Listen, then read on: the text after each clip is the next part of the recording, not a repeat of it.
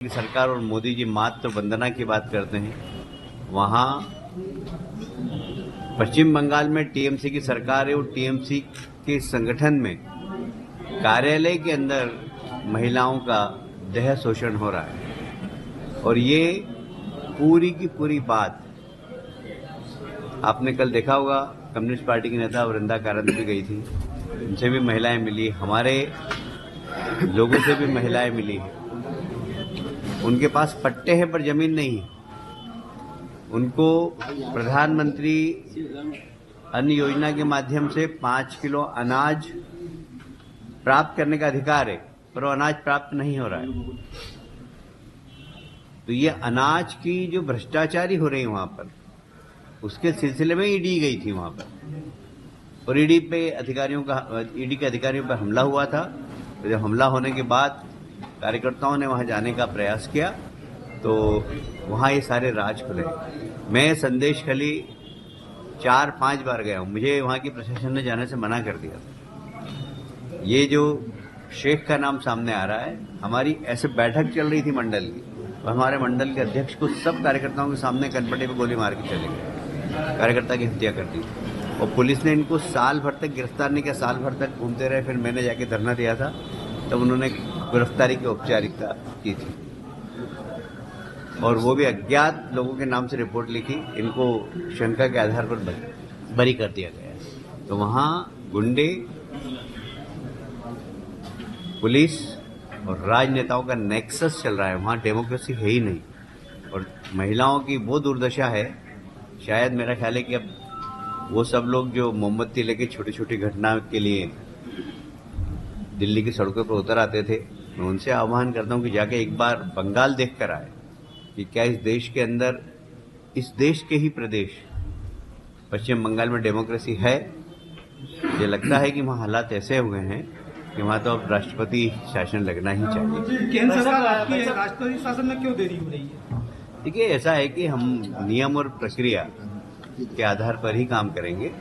महामहिम राज्यपाल उसमें रिपोर्ट देता है, रिपोर्ट देने के बाद फिर केंद्र सरकार निर्णय करती है और इसलिए हमने कभी धारा 56 का उपयोग ही नहीं किया आज तक। हम प्रजातंत्र पर विश्वास करते हैं, हम डेमोक्रेसी पर विश्वास करते हैं, पर वहां डेमोक्रेसी नहीं है और इसलिए मैंने कहा कि यह पार्टी की राय नहीं है, कैलाश विजयवर्गीय की राय है कि वहां पर अब तो राष्ट्रपति शासन लगना चाहिए। तो महामहिम राज्यपाल जी अगर रिपोर्ट देंगे तो सरकार इसके ऊपर विचार करेगी।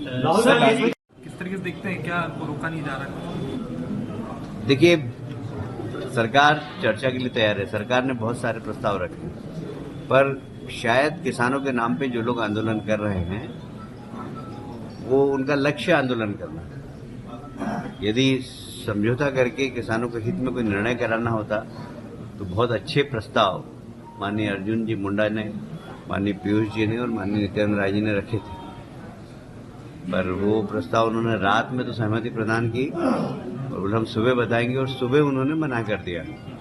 इसका मतलब है कि जो लोग वहां बैठते हैं मीटिंग में, वो निर्णय नहीं कर रहे, निर्णय कोई और कर रहा है। सर, क्या इस बार जल्दी टिकटें घोषित हो जाएंगी लोकसभा की, विधानसभा जैसे? कोशिश हमारी है। किस तरीके से देखते हैं, क्या रोका नहीं जा रहा?